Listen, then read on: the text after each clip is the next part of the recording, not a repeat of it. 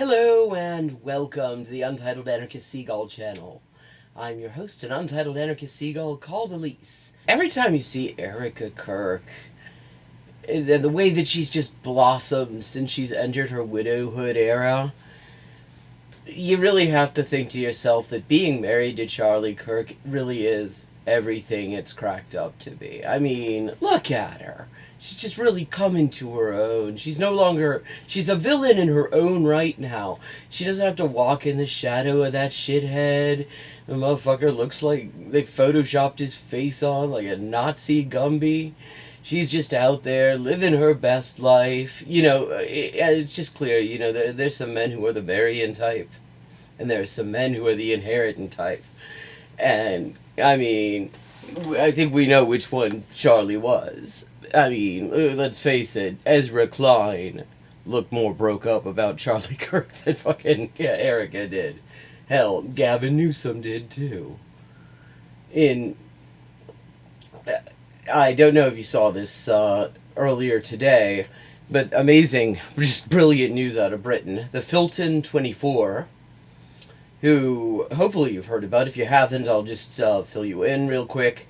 There's a group called Palestine Action you've probably heard of, but in a place called Filton, which is just like a suburb of Bristol in Western England, that, I mean, to me is just the place where you get your stuff ready if you're on a train to Bristol, because Bristol's going to be the next stop, but it's also home to a whole lot of arms factories, including Israeli arms factories, and so Palestine Action did their thing and fucked their shit up a little bit, and they got caught.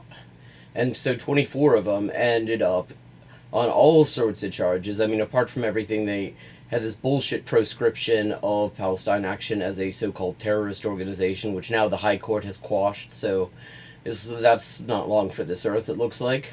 I mean, the government's appealing because, they have to try to salvage some kind of dignity out of this, but it's not looking good for them.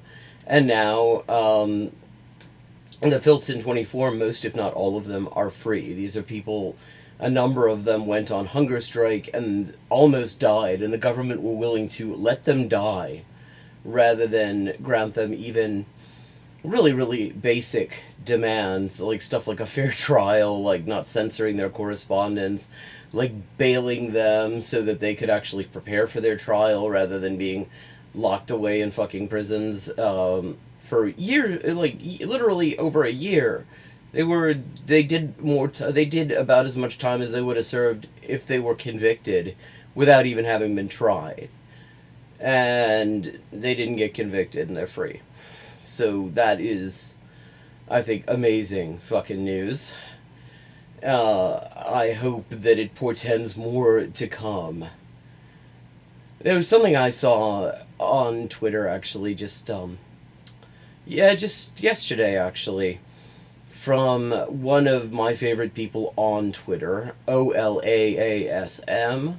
I always just pronounce that OLASM. It's short for Occupy LA something or other. But you may know him from, he had the ACAB Daily Digest for a while. Generally, just somebody very insightful, very worth reading. And he's talking about, this discourse around calling people terminally online or chronically online, and pointing out that, I mean, that actually just kind of shits on disabled comrades who who are actually only in a position to be involved online. And I was thinking about that more. And I think depreciating online is really a mistake. Because the thing is, the ruling class is actually fucking terrified of online. Seriously, I mean, look at it. We were talking last week about how they're trying to repeal Section 230 of the Communications Decency Act, which would either turn the internet into an unusable free-for-all or possibly massively cause just a level of mass censorship that we have not previously experienced on the internet. I mean, you have all these so-called age verification laws that essentially require all of us to attach our online presence to government-issued ID. And meaning that the government could potentially just view everything that we're saying and everything we engage with online and link it to our real identities, and that's kind of fucked up. There's no privacy in that, just leaving aside from the fact that you have these third party companies that get all that personal data and then it gets breached.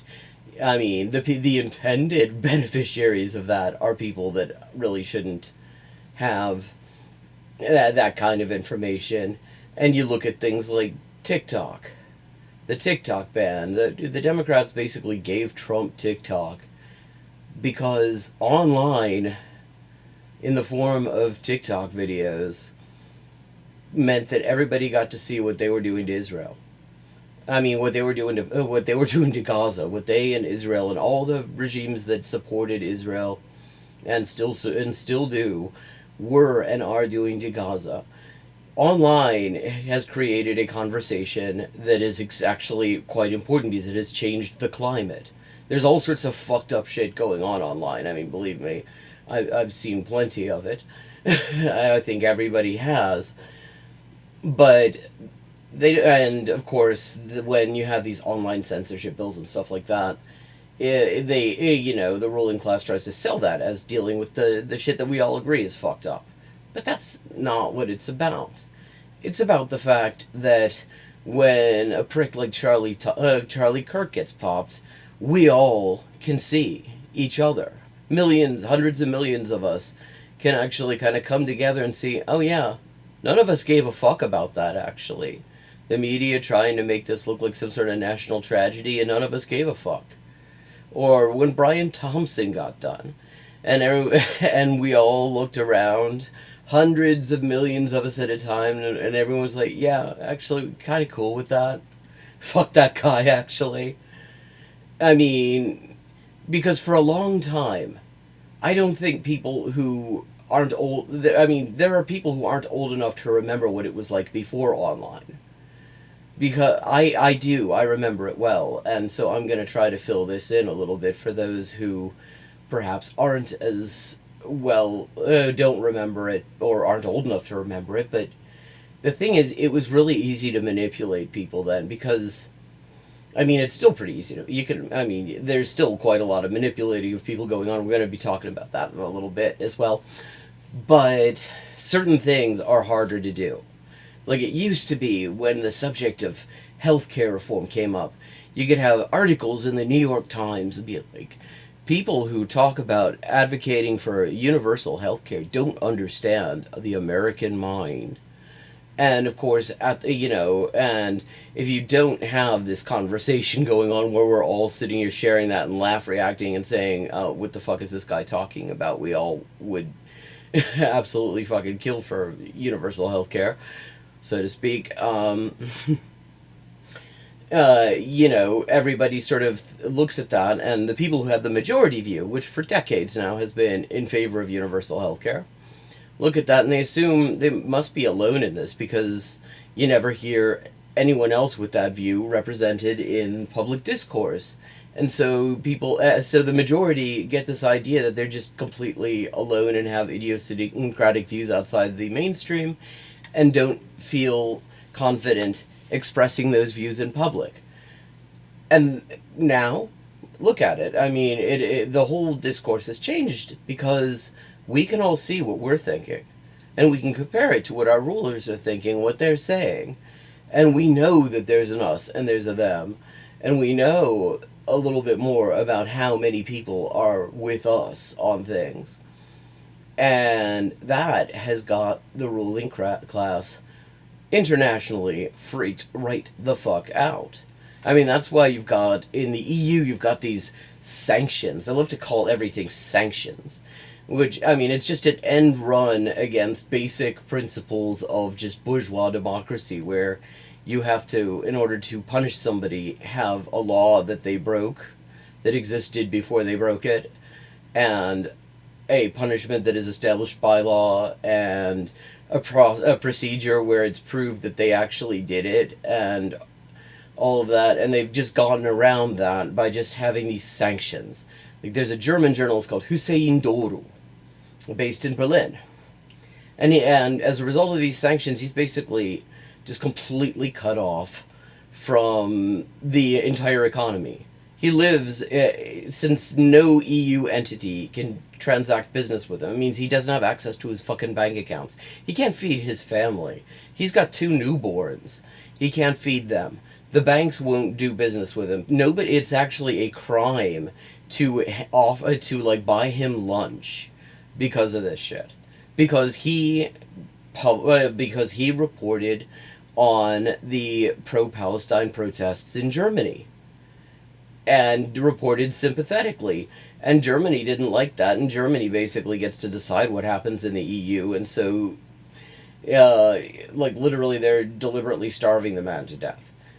Online, for all the fucked up shit that goes on, for all the just bullshit that happens online, we talk about, there is something very real there that does interact with the world offline and creates a climate, and it has created a climate that really is freaking out the ruling class.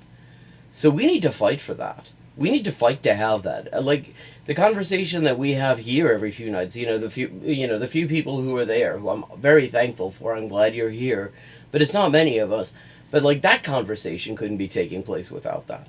They're all and there are millions and millions of those sorts of conversations going on that wouldn't if it weren't for this, and they add up cumulatively to a climate where the ruling class knows they can't do the usual shit anymore. Everybody can kind of see that they're not on our side.